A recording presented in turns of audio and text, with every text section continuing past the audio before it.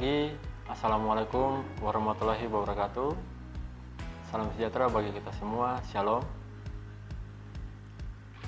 Perkenalkan, nama saya Tommy Pangandaheng, salah satu dosen dari program studi D3 Keperawatan, Stikes Rumah Sakit Profesor Dr. Jaya Tumeten. Izinkan saya menjelaskan mata kuliah yang saya ampu, yaitu mata kuliah Keperawatan Medikal Bedah 1 dengan menggunakan metode Delivery, Interaction, and Assessment atau DIA. Video ini dibuat untuk memenuhi salah satu persyaratan sertifikasi dosen tahun 2023 dalam pernyataan diri unjuk kerja Tridharma Perguruan Tinggi, khususnya di bidang pengajaran.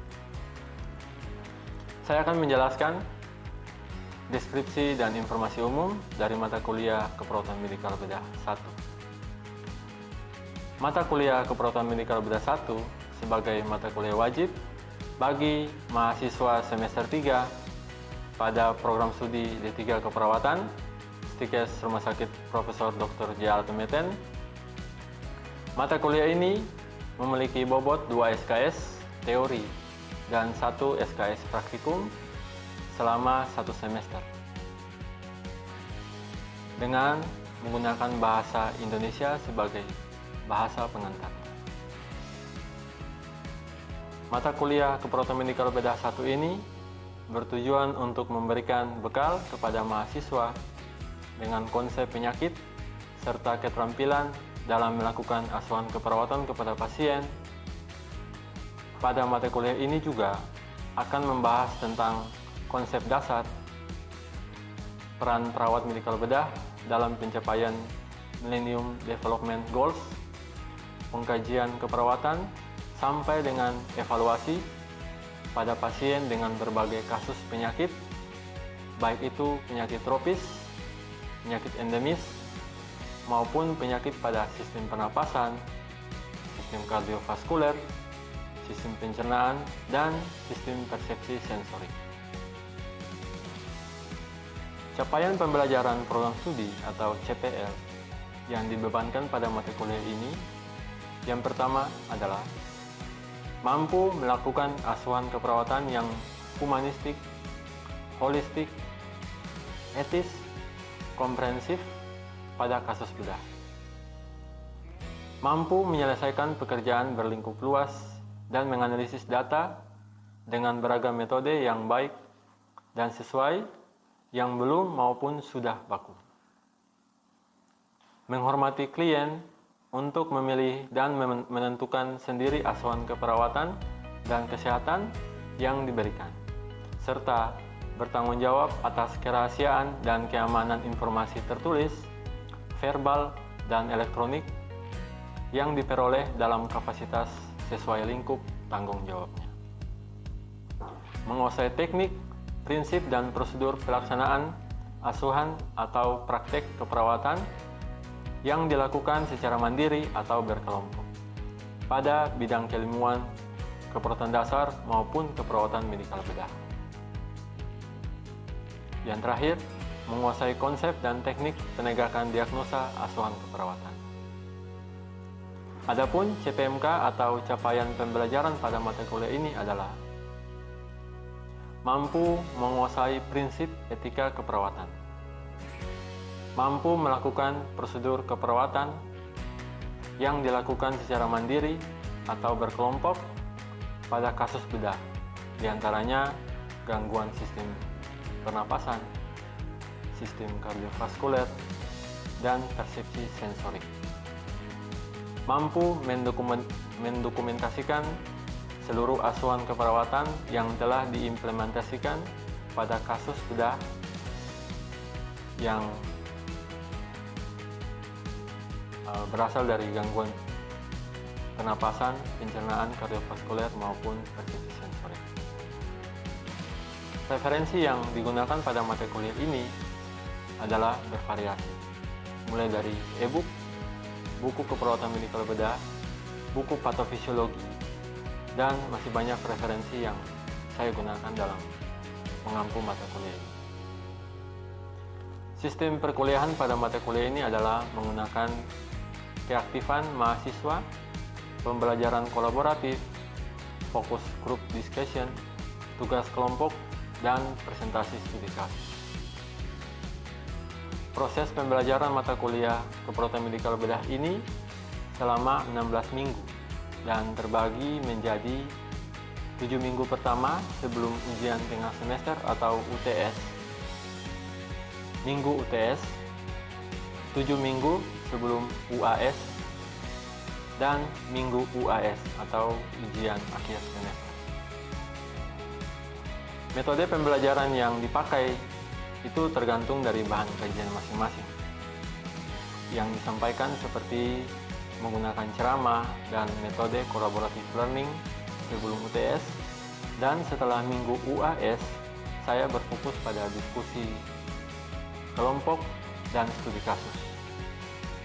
Adapun bentuk perkuliahan saya biasanya menggunakan dua bentuk, yaitu sinkronus melalui tatap muka langsung di ruang kelas maupun melalui aplikasi Zoom, Google Meet, dan yang kedua secara asinkronus, yaitu saya menggunakan media WhatsApp dan Google Classroom agar mahasiswa dapat berdiskusi serta memberikan tugas mandiri maupun tugas kelompok.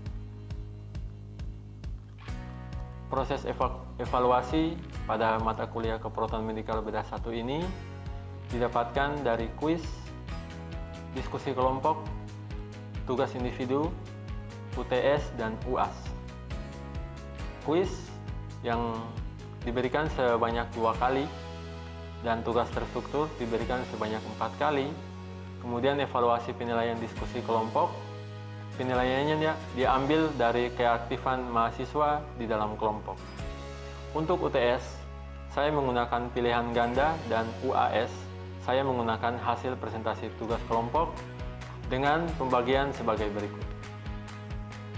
Kuis sebesar 10%, tugas terstruktur sebesar 20%, diskusi kelompok sebesar 30%, UTS 20%, dan yang terakhir UAS 20%, dengan total jumlah adalah 100%. Demikianlah sedikit informasi yang saya sampaikan terkait mata kuliah keperawatan medikal bedah 1 ini untuk mahasiswa program studi D3 Keperawatan Stikes Rumah Sakit Profesor Dr. J. Alatumete. Berikut ini adalah cuplikan proses perkuliahan saya dengan menggunakan metode sinkronus tatap muka langsung di kelas. Selamat menyaksikan. Ya, oke. Selamat siang. Assalamualaikum warahmatullahi wabarakatuh.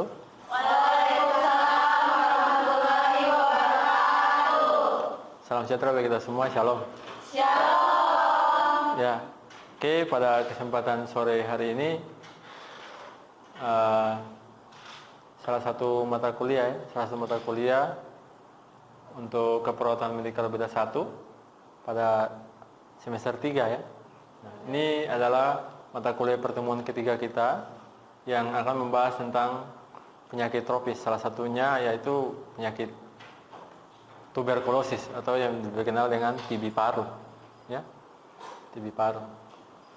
Tapi sebelum kita masuk ke materi, selaku umat yang percaya, mari kita tundukkan kepala sejenak.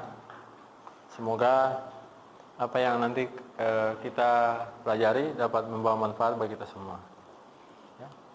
Berdoa, mulai.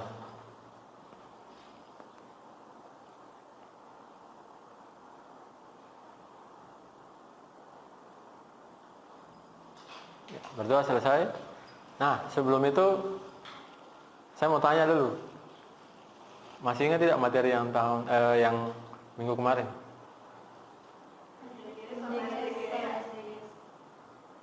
MDGs sama FDGs. Apa lagi? Ada yang masih ingat apa lagi?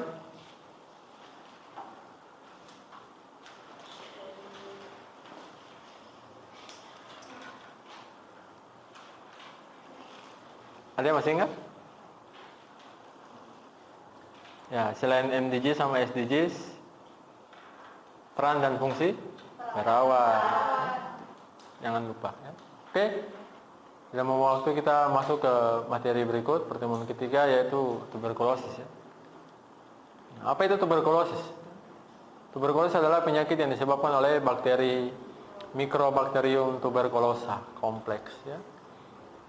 Bakteri ini akan masuk melalui kita punya saluran pernapasan ya, atau inhalasi.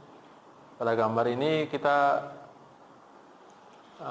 bisa dilihatkan ada alveoli. Nah, di situ bakteri ini sangat menyukai lingkungan yang ada oksigennya. Oksigen itu dia paling suka. Ya. Ya.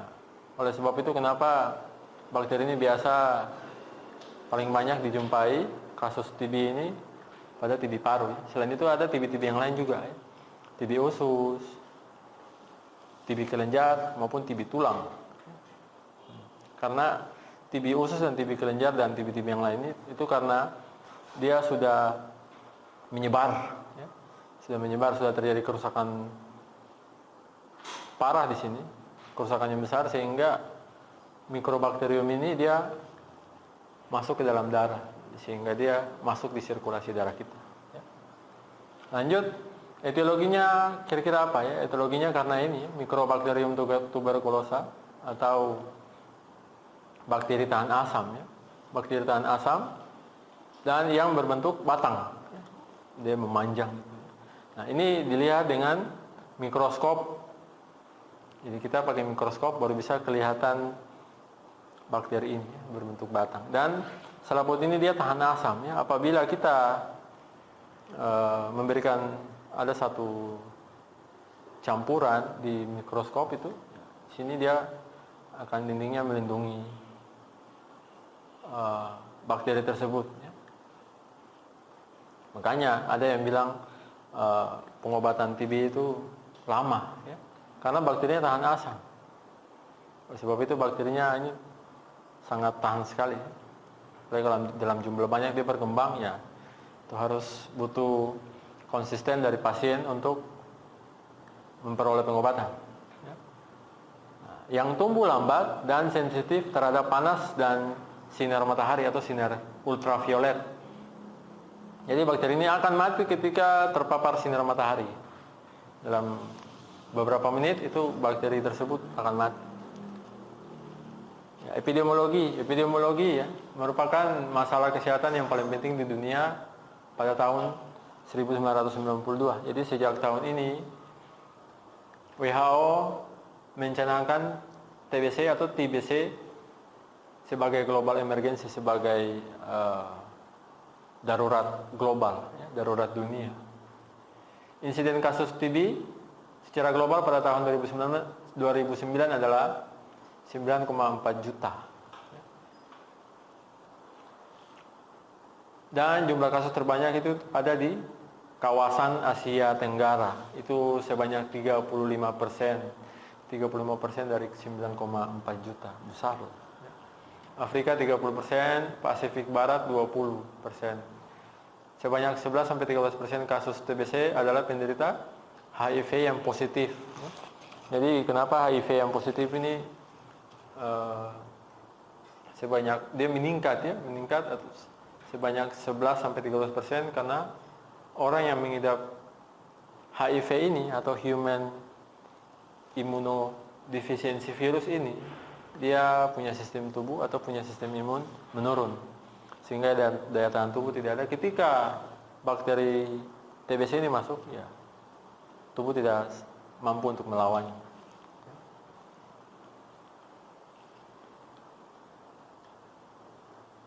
Lanjut pada patofisiologi, ya. Droplet tersebar itu ketika penderita TBC itu dia batuk, bersin atau mengeluarkan sekret. Nah, itu ada partikel ya, droplet partikel air yang sangat kecil. Nah, di situ ada bakteri juga ada di situ. Ya, dia terbang mengikuti udara. Ya, membawa bakteri tuberkulosa masuk ke dalam tubuh manusia melalui inhalasi, melalui saluran pernapasan ya, dari hidung sampai ke paru-paru. Bakteri tersebut akan membuat sarang pneumonia baru. membuat koloni baru di area alveolus. Area ini alveolus. Ini ada gambar bagaimana ini ada bakteri TBC dalam paru-parunya. Ketika pasien tersebut bersin, nah ini orang di sebelah atau orang di sekitarnya bisa terkontaminasi. Dia menuju ke saluran limfa lokal, ya bisa jadi limfangitis dan kelenjar limfa lokal juga limfadenitis. Masuknya kuman TB sampai terbentuknya kompleks primer secara lengkap disebut masa inkubasi. Nah, masa inkubasi ini bisa terjadi penyebaran secara limfogen dan hematogen. Jadi penyebaran secara di kelenjar limfa maupun di hematogen di peredaran darah, ya. Itu masa inkubasi. Nah, gejala klinis, kira-kira apa gejala klinis? Gejala klinis kalau kita dapati orang atau pasien, ya ada gejala lokal dan gejala sistemik. Gejala respiratori itu batuk lebih dari 2 minggu. Jadi kalau ada ditempati pasien atau nanti di rumah sakit dapat pasien ketika di anamnesa atau di wawancara ada batuk melebihi 2 minggu, kita sudah mulai wanti-wanti, kita sudah curiga. Ada batuk mengeluarkan darah, ketika batuk dikeluarkan cairan, dilihat begini ya darah. Nah itu tanda-tanda. Ada sesak napas dan ada juga nyeri dada ketika dia bernapas. Nyeri dada. Kalau gejala sistemik apa? Gejala sistemik. Nah, gejala sistemik itu kita bisa jadi demam, ya. Demam berarti ada peningkatan suhu di atas 37,5 derajat Celcius. Ketika kita badan kita panas, demam. Kemudian tadi ada gejala pernapasan, batuk dan sebagainya. Kemudian ada demam, ada Malaysia. Malaysia ini kurang nafsu makan, ya. Tidak ada nafsu makan, itu Malaysia. Keringat pada malam hari. Jadi kalau kita tidur, walaupun suhunya tidak panas, nah, kita berkeringat, kita curiga. Kemudian ada terjadi penurunan berat badan. Minggu pertama berat badan, minggu kedua berat badan pasti ada penurunan timbangan atau penurunan berat badan. Awalnya misalnya 60, turun misalnya 58. Dalam jangka waktu berapa minggu saja sudah turun, disertai dengan gejala-gejala ini, ya kita sudah curiga mengarah ke sana, ya, TBC. Pada pemeriksaan fisik TB ini ada kelainan dapat tergantung luas kelainan struktur paru. Pada permulaan atau awal perkembangan penyakit umumnya tidak atau sulit sekali menemukan kelainan. Jadi tidak nampak pada ronsen atau pada ronsen toraks, ronsen dada itu dia tidak nampak karena masih kecil, ya. Masih awal perkembangan. Ingat tadi di slide sebelumnya, mikrobakterium itu tumbuhnya lambat, ya.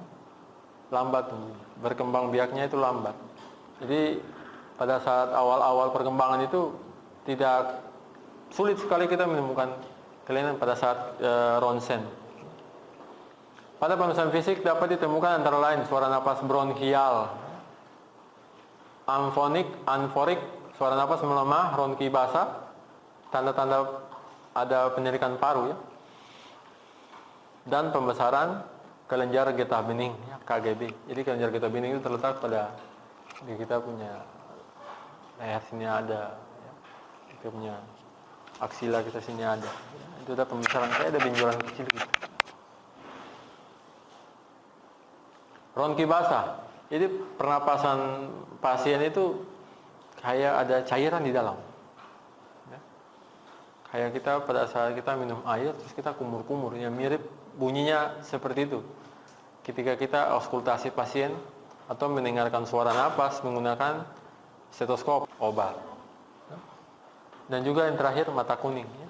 perubahan sklera pada mata yang normalnya putih berubah menjadi kuning. Sampai sini ada yang mau tanya? Saya Ya. Mau tanya apa? Silakan. tanya Pak mengenai penyakit TBC. Saya dengar penyakit TBC itu ada penyakit gen yang menurun. Apakah itu menurun? Penyakit gen. Penyakit gen, penyakit turunan. Ya? Penyakit turunan. Turunan. Oke, terima kasih ya pertanyaannya. Ya, jadi ada pertanyaan teman Anda tanya, Pak, apakah penyakit TBC ini penyakit turunan? Ya, karena turunannya itu mereka tidak tahu itu anggota keluarganya mengidap penyakit tersebut, sehingga tidak berobat, sehingga bakteri itu dia akan menyebar. Kalau turunan, saya belum dapat bacaannya. Ya. Jadi proses penularannya itu melalui droplet tadi. Jadi orang yang menderita penyakit itu, ketika dia berbicara atau dia bersin atau dia batuk, itu dropletnya itu keluar bersamaan dengan mikrobakterium tadi, bakteri tadi, sehingga orang tersebut, orang yang di sekitar itu dia hirup. Kalau hidup satu rumah, itu mempunyai risiko yang tinggi, ya, untuk tertular, gitu. Ya. Oke, bisa ya? Siap. Ada lagi? Ya, silakan. Jadi kemarin ada saya di kampung, dia tuh sakit TBC. Terus cuman di konsul dia tahu kalau dia sakit ini bisa, tapi dia sembarangan kayak gitu Pak. Jadi terus dia tinggal satu rumah, ada dia punya anak, dia punya orang tua, dia mau adik-adik. Maksudnya bagaimana caranya supaya orang yang tinggal di dia tuh tidak terkena penyakit yang dia bisa. Bagaimana caranya? Dalam satu rumah, ya, ada yang menderita penyakit TBC. Gimana caranya agar tidak tertular ke orang lain? Ya, ya, tidak tertular ke orang lain, yaitu ya kita pola hidup sehat dulu yang pertama. Pola hidup sehat untuk faktor lingkungan, ya, lingkungan rumah itu harus rumah itu mempunyai ventilasi minimal, ya, ventilasi dan jendela, dan upayakan itu ada matahari masuk ke ruangan, entah itu kamar atau ruangan yang lain. Nah, itu yang paling penting dasarnya. Yang kedua, ya, kita kalau sudah curiga seperti itu, ya, kita sarankan mereka untuk berobat ke puskesmas. Ya, kita berobat ke puskesmas, kemudian dapat pengobatan itu. Iya, soalnya katanya kekurangan biaya, terus dia juga ada anak kecil begitu, itu anak kecilnya tuh maksudnya itu bisa tertular di anaknya atau bagaimana? Soalnya dia tuh hari-hari cuma pakai masker saja Pak. Ya, pakai masker itu kita tidak tahu, bisa memang berisiko, ya, berisiko untuk tertular. Tapi alangkah baiknya itu saya sarankan untuk pergi ke puskesmas atau ke fasilitas kesehatan. Itu tidak pungut biaya. Itu memang program dari pemerintah untuk penanggulangan TBC ini, dan bebas biaya, dapat biaya. Langsung ke puskesmas saja. Saya kemarin dapat pasien, ya, dapat itu tetangga saya juga. Sudah 1 bulan saya berbatuk ini, tapi sudah minum obat tapi sama saja, tidak sembuh-sembuh. Bapak ada keringat malam, pas tidur itu Bapak ada keringat tidak? Ada keringat. Terus kadang-kadang demam. Terus batuknya kayak itu ada kayak lendir gitu. Nah, itu sudah curiga itu. Bapak langsung ke puskesmas saja, gratis. Sarankan untuk periksa lendir dan sampaikan Bapak punya keluhan itu ke petugas, pasti mereka bantu. Dan syukur dikasih obat, sembuh. Nah, ada lagi? Ya, silakan. Di sini saya bertanya tentang apakah ada makanan dan minuman yang dibatasi pada penyakit TBC itu? Oh ya, diet, ya. Diet pasien TBC ini paling penting juga. salah satu gejala ini atau manifestasi yang tadi, mana tadi? Bentar ya. Mana tadi? Nah ini ya, gejala sistemik ada di sini disebutkan berat badan turun. Berat badan turun, yaitu ya karena ini tubuh kita kekurangan protein. Diet yang paling bagus itu untuk pasien TBC ini adalah diet tinggi kalori, tinggi protein. Jadi makan banyak-banyak, makan mengandung karbohidrat yang banyak dan mengandung protein yang banyak. Supaya apa? Berat badan turun ini tidak akan terjadi. Seperti itu. Jadi makan saja, makan seperti biasa, bila perlu tambah, dan bila perlu kita konsumsi suplemen, ya, vitamin. Untuk apa? Meningkatkan daya tahan tubuh, membantu proses pengobatannya itu mungkin lebih cepat dan pasien akan bisa sembuh tepat waktu. Seperti itu. Jadi dietnya itu selama minum obat pasti ada gejala-gejala kayak demam dan sebagainya, dan yang tadi ya, efek samping obat tadi, ya, pasti ada.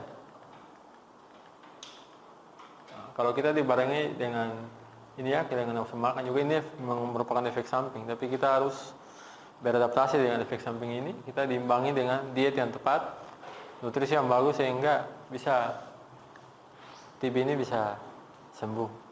Ya, seperti itu. Oke? Ada lagi? Selesai? Ya? Selesai. Sudah sore juga. Kalau sudah tidak ada pertanyaan lagi, nanti materinya kalian bisa unduh, ya, bisa download nanti di Google Classroom, atau nanti saya kirim di WA saja, di WhatsApp.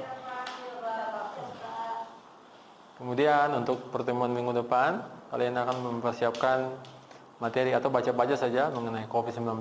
Ya, kalian tahu sendiri ya, COVID-19 pandemi kemarin kan. Kita akan bahas tentang itu untuk minggu depan. Ya. Kalau tidak ada pertanyaan lagi, saya tutup. Sebelum saya tutup, marilah kita berdoa dulu. Ya. Berdoa, mulai.